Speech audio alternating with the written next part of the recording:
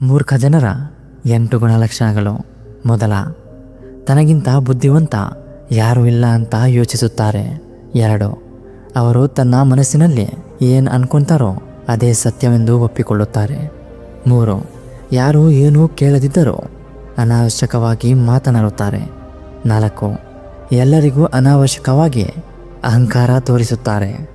5, ಜಗಳ ಮಾಡಲು ಕಾರಣಗಳನ್ನು ಹುಡುಕುತ್ತಾರೆ ಮತ್ತು ಬೇರೊಬ್ಬರ ಕೆಲಸದಲ್ಲಿ ನ್ಯೂನತೆಗಳನ್ನು ಹುಡುಕುತ್ತಾರೆ.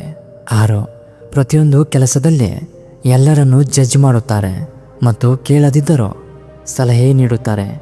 7, ಮೂರ್ಖ ಜನರು ಗೌರವಿಸುವವರನ್ನು ಅವಮಾನಿಸುತ್ತಾರೆ ಮತ್ತು ತನ್ನ ಅವಮಾನವನ್ನು ಸಹಿಸಲಾರರು.